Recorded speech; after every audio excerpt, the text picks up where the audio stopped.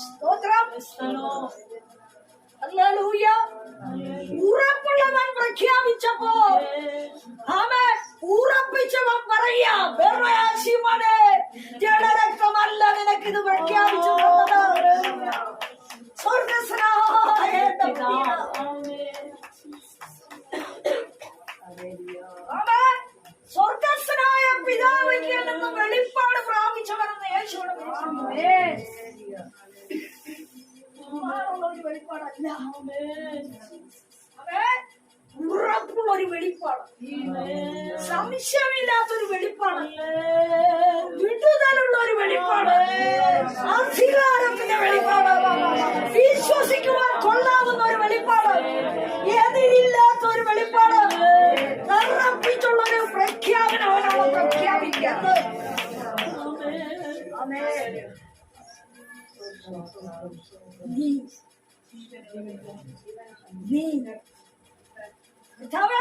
ആര് എന്താ എങ്ങനെയൊക്കെ പറഞ്ഞോട്ടെ,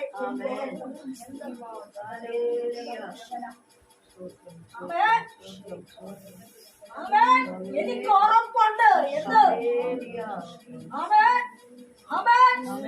പ്രവർത്തിക്കുക മാത്രമല്ല,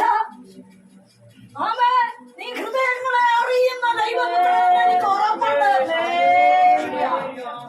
ഞാൻ അപ്പം തിന്നാൻ പുറകെ കൂടിയവനല്ല, അത്ഭുതം കാണുവാൻ പുറകെ കൂടിയവനല്ല. ഞാൻ വിശ്വസിച്ച് നിന്റെ കൂടെ നടന്നത് നീ ദൈവത്തിന്റെ ഏകജാതനായ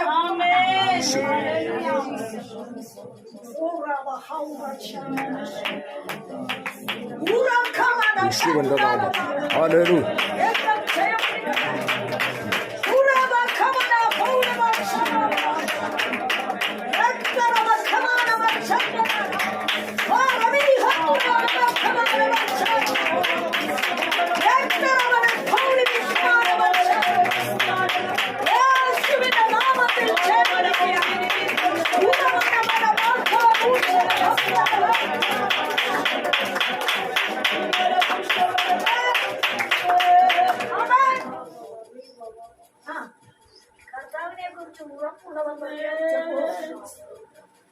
നാടി ഉണ്ടെന്നിരിക്കുന്നവരെ കൂട്ടി അവനെ അങ്ങ് വെറുതെ വിടാൻ കർത്താവ് തയ്യാറായില്ല. കർത്താവ് പറഞ്ഞു, നീ ഇവിടെ കിട്ടുന്നത് കേട്ടപ്പെട്ടിരിക്കും. ഞാൻ ഇന്ന് പകലില് ഇവിടെ ചെറിയ കൂട്ടത്തെ ആക്കിയിട്ടൊന്നുമില്ല, അധികാരം നിന്ന് വിടാനാണ്. കാര്യങ്ങൾക്ക് നടപടിക്കാണ് ഇവിടെ കൊണ്ടുവന്നൊന്നും ചിന്തിക്കരുത്, ആത്മാവ് കൂട്ടിക്കൊണ്ടുവന്നു.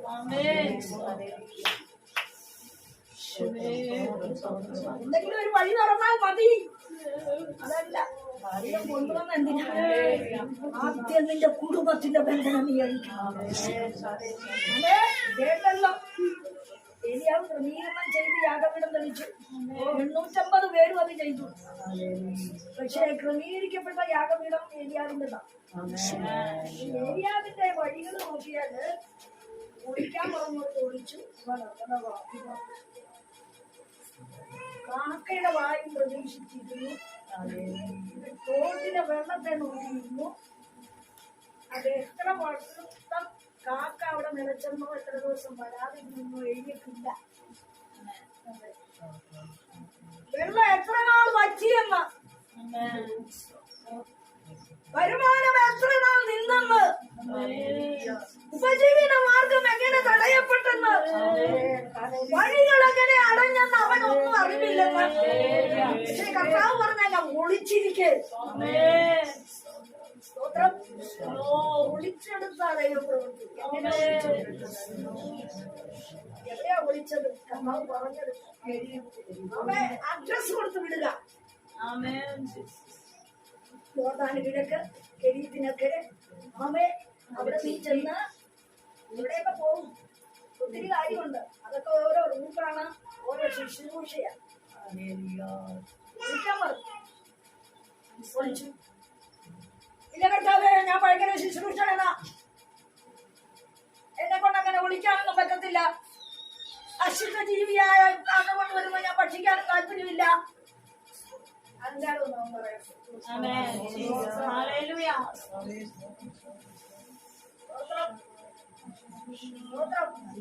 താഴ്മയില്ലാത്ത ദൈവപ്രവൃത്തി നടക്കാൻ ഹൃദയപ്പെട്ട ദൈവപ്രവൃത്തി ഉണ്ടെന്ന്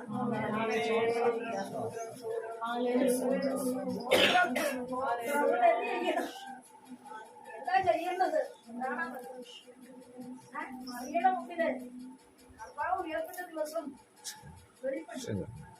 വെളിപ്പെട്ടത് 4 വിധത്തില്ല. ഞാൻ ഇങ്ങനെ പറഞ്ഞു പോകുന്നത് എന്തോ ഒക്കെ ഇവിടെ പല വിധത്തിലുള്ള ആത്മാക്കളല്ലേ. ഒരു വചനത്തെ പിടിച്ചിട്ട് നിൽക്കുന്നില്ല.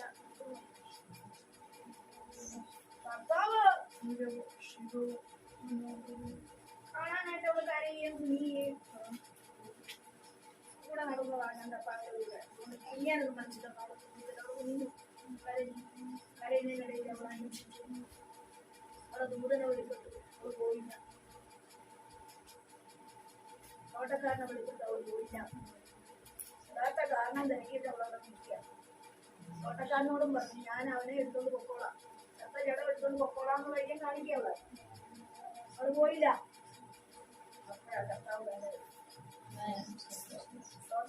ഒരു ചെറിയ ദർശനം കൊണ്ടോ സ്വപ്നം കൊണ്ടോ മാറിപ്പോകരുത്. ചെറിയ ദുഃഖം കിട്ടിയെന്ന് പറഞ്ഞ് നടക്കുകയും ചെയ്യും. അഹങ്കാരം കയറും. ദുഃഖം കിട്ടണം എന്നാ ചെയ്യണം? ഏലിയാവ് ദ്രവീകരണം പ്രാപിച്ച എങ്ങനെ ഇരിക്കലിലൂടെ ഇരുന്നോ? പിന്നെ കാക്കയുടെ വരവ് നിലച്ചു. എത്ര നാളും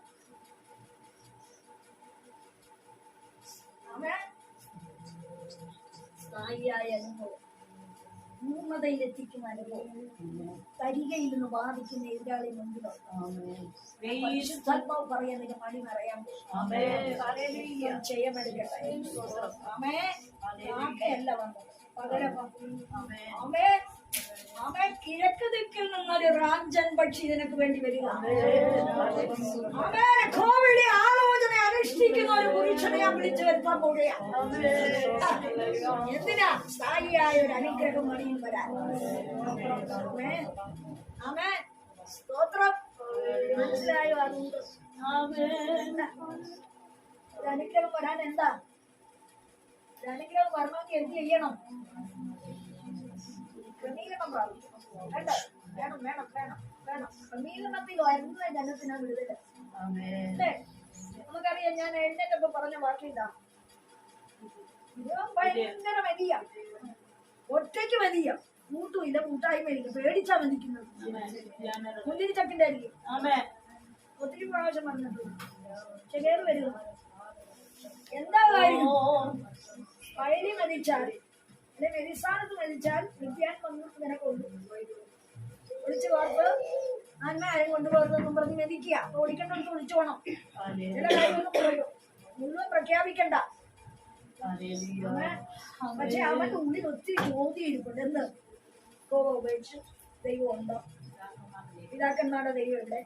ഇപ്പൊ അത്ഭുതം ഇവിടെ ഉണ്ടെങ്കിൽ ഇതൊക്കെ ഭവിക്കുന്നുണ്ട്. ഭവിച്ച കാര്യമുണ്ട്, ഭയമുണ്ട്, വേദനയുണ്ട്, ഭാരമുണ്ട്, പ്രശ്നങ്ങൾ ഇങ്ങനെ അകറ്റുന്നുണ്ട്.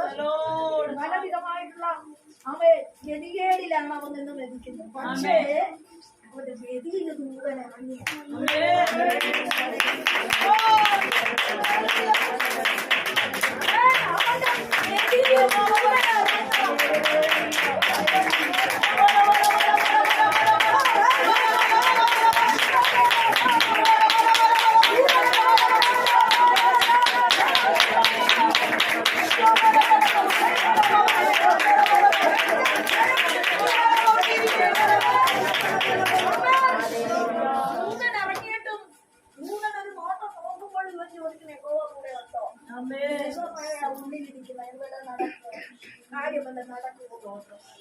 ശരിയാകുമോ? ഈ പോക്ക് കൊണ്ട്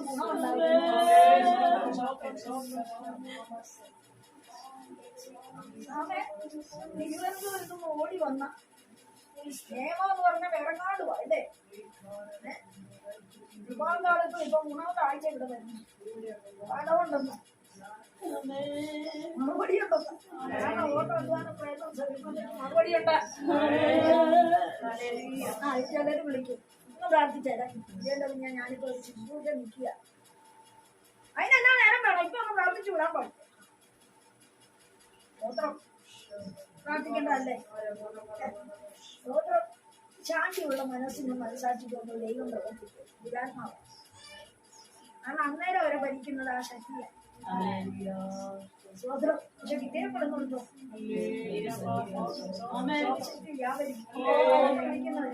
പോകുന്ന വഴിക്ക് ദൈവത്തിന്റെ വൃത്തിയുണ്ട്. സ്ഥലത്തോടെ പോയാൽ കാര്യം അവിടെ ചുറ്റുമ്പോ സാധിച്ചിരിക്കും. ബാംഗ്ലൂരിൽ നിന്ന് വണ്ടി ഓടിച്ച് ഇവിടെ വന്നാന്ന് എന്റെ കാർ കൊണ്ട് അവിടെ വീട്ടിൽ ഇട്ടിരിക്കുന്നു. സ്വതന്ത്രം അതുകൊണ്ട് അതിന് ഫലമില്ലേ? തലയാട്ടുമല്ല. യെസ് ഓർ നോ ഉണ്ട്.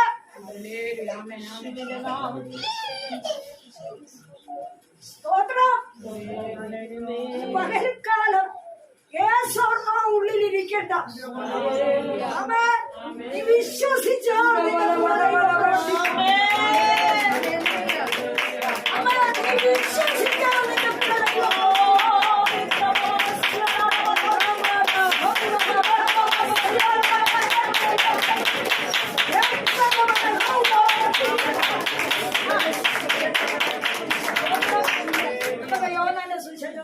നാലാം അധ്യായം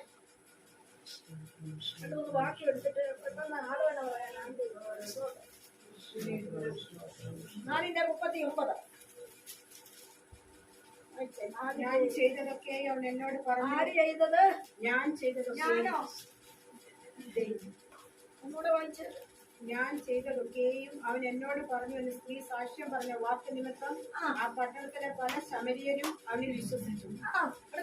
അങ്ങനെ ശമരിയർ അവന്റെ അടുക്കൽ വന്ന് തങ്ങളോട് കൂടെ പാർക്കണമെന്ന് അവനോട് അപേക്ഷിച്ചു. അവൻ 2 നാൾ അവിടെ പാർത്തു. കേട്ടോ, പാപിനിയായ സ്ത്രീയ ശമരിയ നമുക്കറിയാം. ആദ്യ ദൂതൻ എന്ന് വിളിച്ചു, പിന്നെ യജമാനെ എന്ന് വിളിച്ചു, പിന്നെ പ്രവാചകൻ എന്ന് പറഞ്ഞു, പിന്നെ നീ മഷികായ എന്ന് പറഞ്ഞു.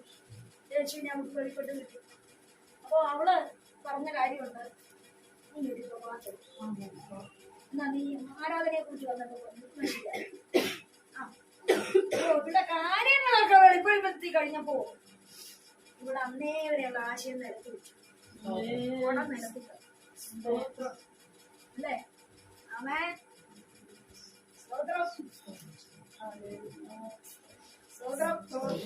ഓണം നിരത്തി വെച്ചു. അടച്ചു കൊണ്ടുപോകാൻ വന്നതാ. ഇവിടെ കിടക്കരെ ആരും കാണാതെ വിട്ടുന്നേരത്ത് അടച്ചായിട്ട് നടക്കാൻ മേല. പോരെങ്കിൽ ഇന്നത്തെ കാലത്ത് ജാതി വ്യത്യാസം ഉണ്ടെന്ന്.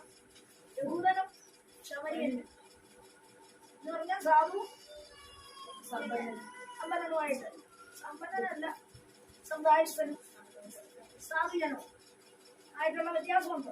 അപ്പൊ കർത്താവിനെ ആ കൂട്ടത്തിൽ കൂട്ടിയെത്തി പറഞ്ഞു, യഹൂദനായിരിക്കും എന്നോട് വളം ചോദിക്കും ശരിയാവും. ജാതി വ്യത്യാസം അവൾ പറഞ്ഞതാണ്. യേശുവിനെ അറിയാൻ മേലാത്ത കാര്യം പോലെയാണ് അവള് പറയുന്നത്. നിങ്ങൾ ചോദിക്കുന്ന ആരെന്ന് അറിഞ്ഞിരുന്നെങ്കിൽ എനിക്കത് തന്നേനെ. അവളെന്നെ പറഞ്ഞ അങ്ങനെയാണെങ്കിൽ ഒരിക്കലും തായ്ക്കാത്തവളുടെ എനിക്ക് തരണേ കർത്താവ്. ഒരു ചെലവുമില്ലാതെ എനിക്കിത് തന്നേക്കണം. എനിക്ക് ഉച്ചയ്ക്ക് നടക്കാൻ പറ്റൂല. എന്റെ പാപത്തിൽ ഞാൻ ഇരുന്ന് എങ്ങനെയെങ്കിലും ജീവിച്ചോളാം അവിടെ ചിന്തിച്ചു. കർത്താവ് നിൽക്കില്ല. കർത്താവിനെ വിളിച്ചോണ്ടിരാൻ അവിടെ തിരിച്ചു കൊടുത്തു. അപ്പോ അവള് പരുങ്ങാൻ തുടങ്ങിയ നേരം പറഞ്ഞു, ഇപ്പോഴുള്ള ഭർത്താവല്ല, കാര്യം തിരിച്ചു കൊടുത്തില്ലേ? പക്ഷേ അവൾ അന്നേരം വരെയാണ്ട് ആ വെള്ളം എനിക്ക് തരണേന്ന് പറഞ്ഞു. വെള്ളം തരണേ കർത്താവേ, എനിക്ക് ദാഹിക്കാതെ ഇവിടത്തോളം വരാതെ ഒളിക്കാതെ പാക്കാതെ ആമേൻ ഞാൻ ആരെയും കാണാതെ കണ്ണുവെട്ടിച്ച് ആമേ എന്റെ പാവത്തിൽ ഞാൻ ജീവിച്ചോളാം. ഞാൻ ഇങ്ങോട്ടൊന്ന് വന്നിച്ചിട്ട് വെള്ളം എടുക്കുന്നതിന് പകരം നീ എനിക്ക് ആ വെള്ളം ഒരിക്കലും ദാഹിക്കാത്ത വെള്ളം തരുമെന്നുണ്ടെങ്കിൽ അതെനിക്ക് മതിയല്ലോ. എനിക്കത് മതിയല്ലോ കർത്താവെ, അതിന് തരണേ എന്ന് പറഞ്ഞുടനെ കർത്താവ് പറഞ്ഞു. അതിന് വിളിച്ചോണ്ടില്ല. സ്വതന്ത്രം. അപ്പൊ അത്രയും ആശയോടെ, ആഗ്രഹത്തോടെ, താല്പര്യത്തോടെ, തീഷ്ണതയോടെ, എരിവോടെ, വിശ്വാസത്തോടെ, ഉറപ്പോടെ, ധൈര്യത്തോടെ ഇവള് ദൈവത്തോട് ചോദിച്ചുകൊണ്ട് ഏത് ആശയത്തിൽ അവളെ നിന്നിരുന്നുവോ ആ ആശയം അവൾ നിലത്ത് വെച്ചു. അവളെ നിലത്തിട്ടു. അവിടെ എങ്ങോട്ട് പോയി? പട്ടണത്തിലേക്ക്. യേശുവിനെ കണ്ടില്ലെങ്കിൽ കേൾക്കുമോ?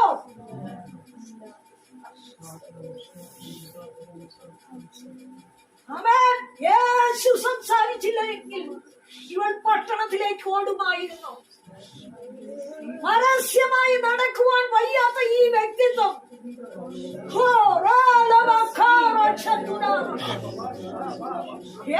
ചെയ്യപ്പെടുകട്ടെ.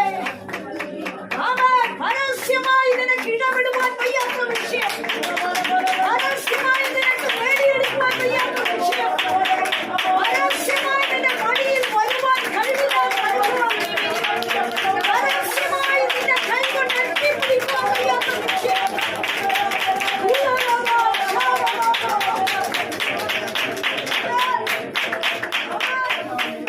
സപ്പോർട്ട് കൂടാതെ ഇവർ കുളം നിലത്തിട്ട് ഓടിയെന്ന പകലിലൊന്ന് ചിന്തിച്ച ആശയത്തേക്ക് താഴോട്ടൊന്ന് ഇറങ്ങിക്കേ. അവൻ യേശുവിന്റെ വാക്കിനാൽ വന്ന ശക്തിയോ, അവൻ ഞാൻ തന്നെ യേശു എന്ന് പറഞ്ഞപ്പോൾ അവനെ പിടിച്ചു കെട്ടുവാൻ വന്നവർ നിലത്തു വീണെന്നാണ്.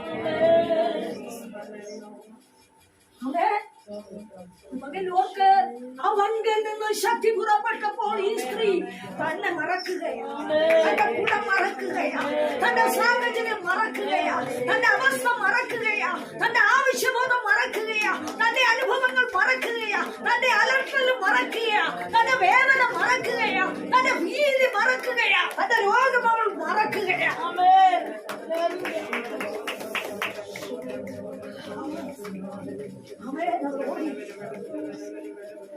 എന്താ പറഞ്ഞ പട്ടണക്കാരോട്? എന്തുകൊണ്ട് പട്ടണക്കാർ കണ്ടറിഞ്ഞില്ല? പരസ്യമായി ഇറങ്ങാത്ത ഈ സ്ത്രീയെ ഒരിക്കലായി കണ്ടപ്പോൾ എന്തുകൊണ്ട് പട്ടണക്കാർ കണ്ടറിഞ്ഞില്ല?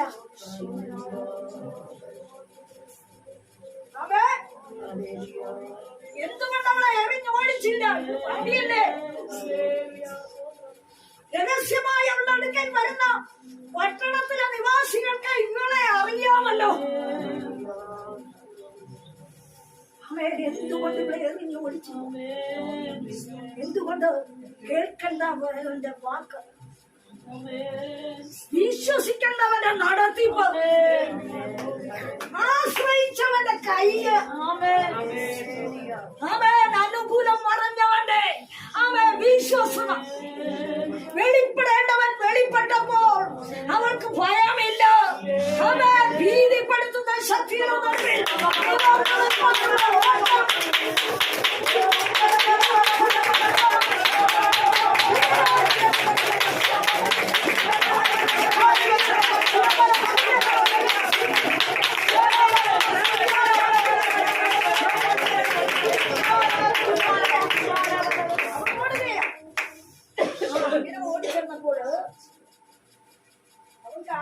മുഖത്ത് നോക്കി എന്തെങ്കിലും കാര്യം പറയാനുള്ള തന്റെ അതേവരെ ഉണ്ടായിരുന്നില്ല. പക്ഷെ അവൾ ഇപ്പൊ പറഞ്ഞത് എന്താ?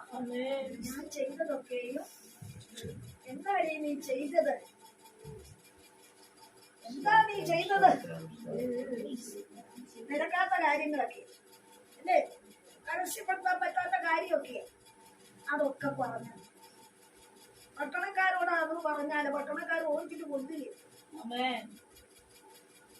അപ്പൊ ഏത് ശക്തി അവളെ കൊണ്ട് പറയിപ്പിച്ചത്? കണ്ടുമുട്ടിയത് ആരെ?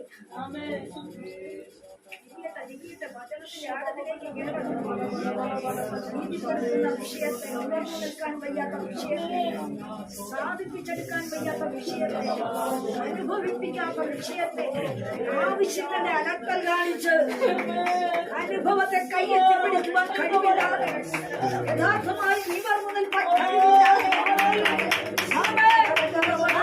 ദൈവത്തിന് വേണ്ടി പൂർണ്ണത പ്രാപിക്കുവാൻ കഴിവില്ലാതെ, അവന് വിശ്വസിക്കാൻ എടുക്കുവാൻ കഴിവില്ലാതെ, അവന്റെ ഉറപ്പ് നാശമാക്കിയ പരിശുദ്ധം വെട്ടിമാറ്റട്ടെ.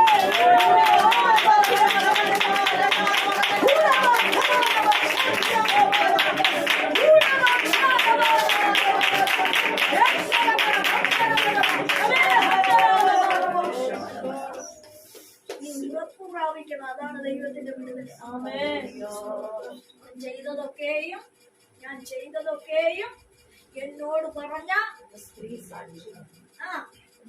സാക്ഷ്യം പറഞ്ഞ വാക്കു നിമിത്തം ആ പട്ടണത്തിലെ പല സമര്യരും അവനിൽ വിശ്വസിച്ചു. കണ്ടോ, ഭാവിനിയായ സ്ത്രീ മുമ്പിൽ നിന്ന് കാര്യം പറഞ്ഞപ്പോ പട്ടണക്കാർ വിശ്വസിച്ചു. നീ ഞാനും പറഞ്ഞത് എത്രയധികം വിശ്വസിക്കുന്നു. പറഞ്ഞിട്ട് വേണ്ടേ, കർത്താവിന് വേണ്ടി ഓടിയിട്ട് വേണ്ടേ. ഓടാനും ആർക്കും മനസ്സില്ലെന്ന്. ഇവിടെ ഒരു വർഷം ഒറ്റ വെള്ളത്തുണിയാ ഞാൻ ഓടിയതാ. അഡ്രസ് ഒന്നും രേഖപ്പെട്ടിട്ടുണ്ട്. നിന്റെ കുടുംബത്തിലുള്ളതിനെ ഉറപ്പിക്കാൻ ചിലതൊക്കെ പിന്നീട് കൂടെ ചെയ്യും. അവൻ തടയപ്പെട്ട ചിലത് വരാൻ നമുക്ക്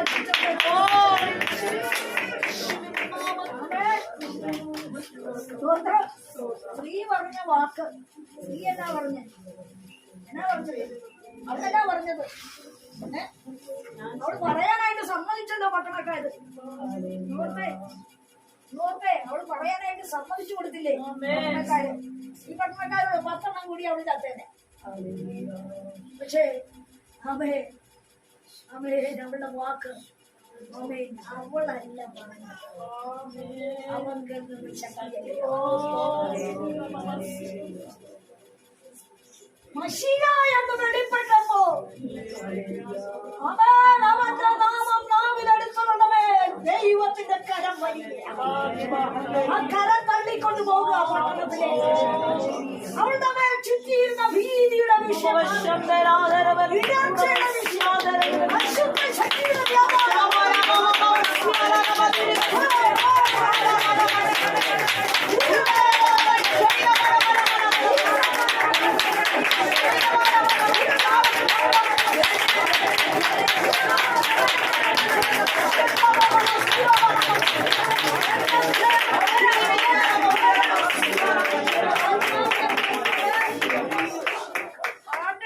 പാട്ട് പാടിയാലേ ശക്തി എന്ന് വരുന്നതാണ്. നല്ല നല്ല ആത്മാവി കയറുന്ന എങ്ങനെയാണെന്നറിയാം. നെത്തിക്ക് തീ പിടിക്കുന്ന പോലെ, പാട്ട് പാടുമ്പോ കച്ചിക്ക് തീ പിടിക്കുന്ന പോലെ ആത്മാവി കയറുന്ന എങ്ങനെയാണെന്നറിയാം. നിൽക്കരുത്, 2 കയ്യടി കൊണ്ട് നിൽക്കരുത്. എനിക്ക് ശുശ്രൂഷയുള്ളതാ, ഏറ്റെടുക്കാൻ പോരാ. രാജേഷ്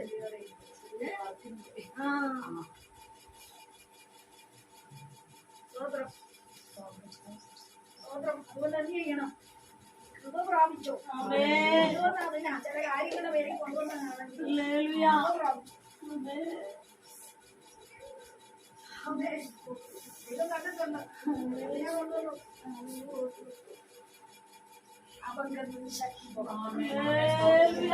സ്ത്രീയുടെ വായിൽ നിന്ന് ഞാൻ ചെയ്തതൊക്കെ ചിലര് വരും, ആര് വരികയാതെ വികസിക്കുന്നു.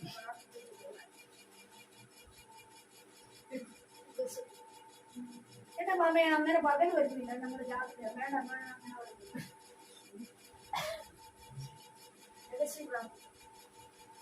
അങ്ങനെ മാത്രമാക്കാരൊക്കെ ഇതിന്റെ കൂടെ ആട് നിങ്ങൾ ഏത് സമയത്ത് അങ്ങനെ ഓർത്തഡോക്സില്ല കേട്ടോ. ഓർത്തഡോക്സില്ല അച്ഛന്മാര് പറയും. അച്ഛന്മാരെ പറയട്ടെ, അത് പറഞ്ഞോട്ടെ. മക്കളുടെ അപ്പോൾ ആയിക്കുട്ടിക്ക്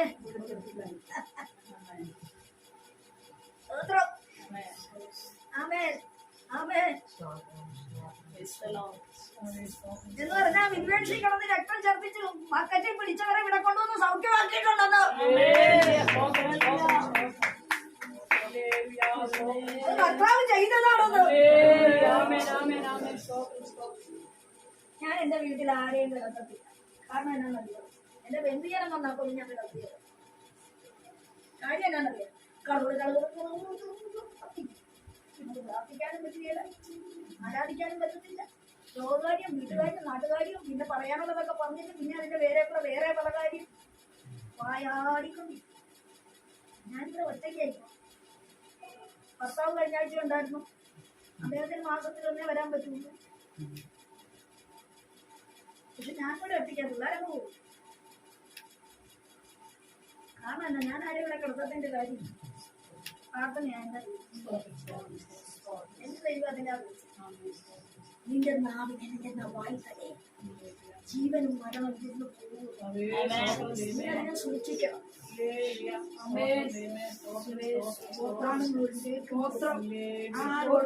എന്തെന്നില്ല കുലീനത വേണം എല്ലാ കാര്യത്തിലും വേണോ വേണോ ചലോനെ കുലീനപത്തിമാർ ദാവീദിന് കുലീനപത്തിമാർ എന്താണ് കാര്യം കുലീനത എന്ന് പറഞ്ഞാൽ എന്താണെന്നറിയാവോ കാണുന്നവരോടൊക്കെ വായിട്ടടിക്കുന്ന അല്ല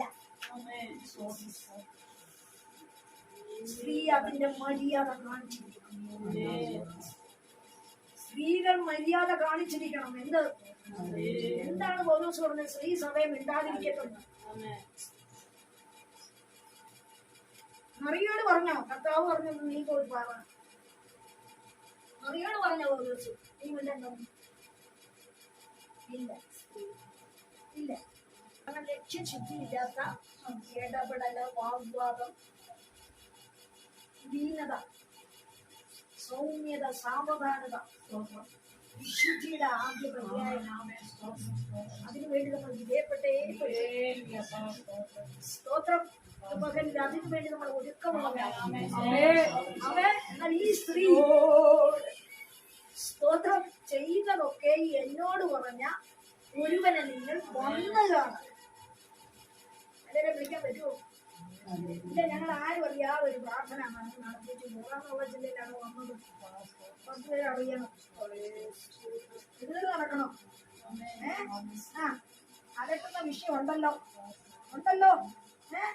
ഏറ്റവും ജയമെടുക്കട്ടെ ആമേ ചെയ്തതൊക്കെയും പറഞ്ഞ ഒരുവനെ വന്ന് കാണും ചെയ്തത് പലതുണ്ട് എല്ലാം ഉണ്ട് പറഞ്ഞത് പലതുണ്ട് വിശ്വസിച്ചത് ചിലതുണ്ട് അടച്ചു കളഞ്ഞത് ചിലതുണ്ട് എതിരിട്ട് നിൽക്കുന്നത് ചിലതുണ്ട് വാദിച്ചു വെട്ടിയത് ചിലതുണ്ട് സ്വന്തം കെട്ടിൽ വീണത് ചിലതുണ്ട് ചില കുഴികളെ കുഴിച്ച വിഷയം കുഴി കുഴിച്ച വിഷയം അപ്പോ ഇന്ന് പകലിൽ വന്നത് ഗർഭയല്ല അതിനു വേണ്ടി കുഴി കുഴിച്ചു എന്താ ഇല്ലായിരുന്നു ചില കുഴികൾ നിറവും വേണമെന്ന് പറഞ്ഞ ആശയത്തിന് വേണ്ടി ദൈവസഭയിൽ കരയില്ല സ്തോത്രം എന്ന പരിശുദ്ധാത്മാവിന് പകൽക്കാലം ഒരു ആലോചന പറയാം വെക്കുന്നത് നല്ല ഉയർച്ച വടക്കുന്നല്ല വടക്കേണ്ടതാണ് ഉത്തരഗിരിയായ ഉയരം കൊണ്ടത് മനോഹരം എന്ന് പറഞ്ഞാൽ പുതിയ നിയമത്തിലേക്ക് വരുമ്പോ മുൻപേ അവന്റെ രാജ്യവും നീതി അന്വേഷിക്കുന്ന അതോടെ സകലമല്ല സകലം ഭാരപ്പെടുത്തുന്ന 2 വിഷയം നിന്നെ അലട്ടിക്കൊണ്ടിരിക്കുന്ന 2 വിഷയം നിന്റെ അനുഭവത്തെ പാളിച്ചു കളഞ്ഞ 2 വിഷയം ആമേ നിന്റെ പരാജയത്തിന്റെ വക്കിൽ കൊണ്ടുവന്ന് തള്ളിയിടുവാൻ ശ്രമിക്കുന്ന 2 വിഷയം പരിശുദ്ധാത്മാവ് എന്ന് പൂർണ്ണത ഈ നവംബറിൽ നീ എത്തിയെടുക്കുമെന്ന്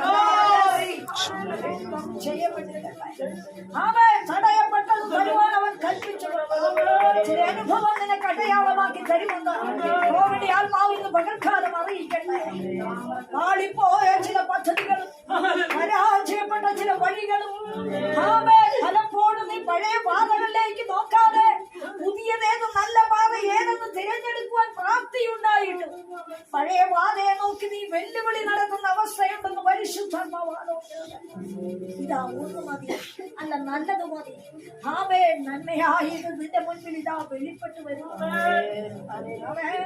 അടഞ്ഞു കിടക്കുന്ന സംവിച്ചത് ശാപവാക്യമായത് ശൂന്യമാക്കി പാഴാക്കി തള്ളിക്കളയുവാൻ പോരാടിയ വിഷയങ്ങളുടെ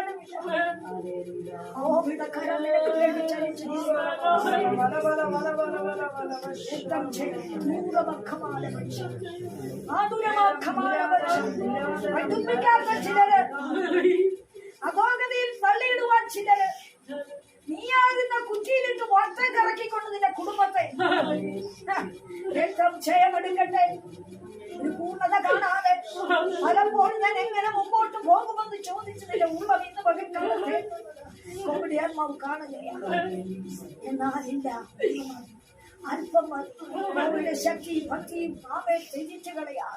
അവന് വേണ്ടി നേരം മുറുക്കി ഓടുവാൻ തയ്യാറായ ഈ ആണ്ടുവട്ടം തന്നെ തടഞ്ഞു വെച്ചിരിക്കുന്ന അനുഭവം നിന്റെ കുടുംബത്തിൽ കയറി വരികയില്ല എന്ന് പറഞ്ഞ് മാറി നിൽക്കുന്ന അനുഭവം മടങ്ങി വന്ന നീ ചിലത് നന്മകൾ അളന്നെടുക്കുമെന്ന് യുദ്ധം ചെയ്യാമെടുക്കട്ടെ, യുദ്ധം ചെയ്യാമെടുക്കട്ടെ.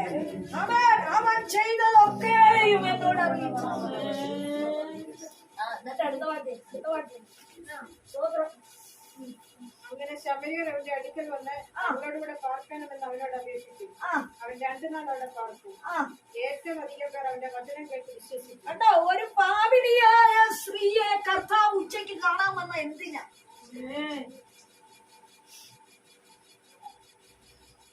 എന്തിനാ ഇവിടം വരെ ഓടിച്ചു കൊണ്ടുവന്ന എന്തിനാന്ന്? തടയപ്പെട്ടു നിൽക്കുന്ന ചില അനുഭവങ്ങളെ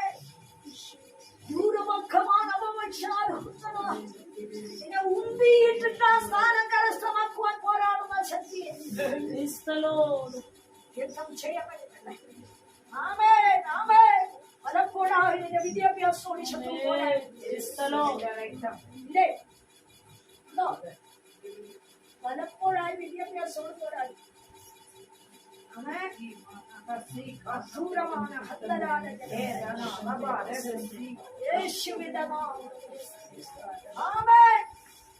ഇരിക്കേണ്ട ഉന്നതിയേക്കാൾ ഉയർച്ചയുള്ള ഒരു ഉന്നതിയിലേക്ക് ഒരു ഏണി കയറി ചെല്ലുക.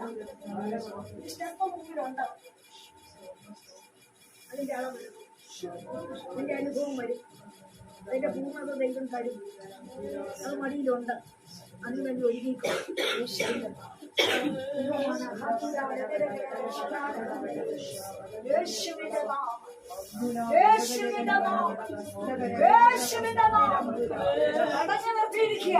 തള്ളിപ്പായുന്ന കോവിഡ് തീരാ ചില തടസ്സക്കല്ലുകളെ ഉരുട്ടി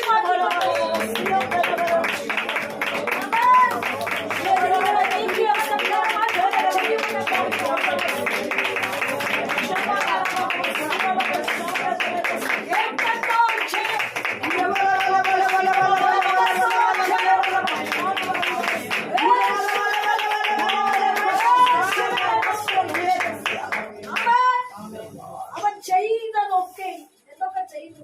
ഞാൻ നിന്റെ ജീവിതത്തിൽ എന്തൊക്കെ ചെയ്തു? എന്തൊക്കെ അവൻ നിന്റെ ജീവിതത്തിൽ ചെയ്തു? ചെയ്തത് വല്ലതും ഓർമ്മയുണ്ടോ?